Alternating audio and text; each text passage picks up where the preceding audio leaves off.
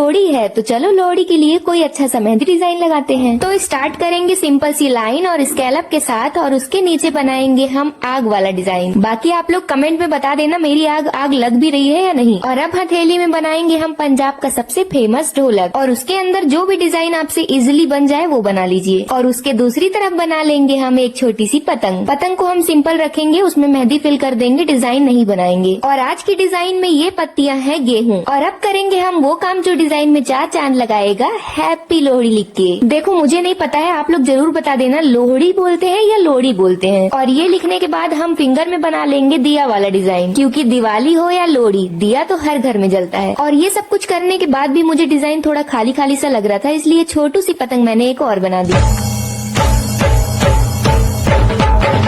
सुंदर सुंदरिये तेरा कौन बेचारा, आगे लोहड़ी में बना लो जोड़ी में।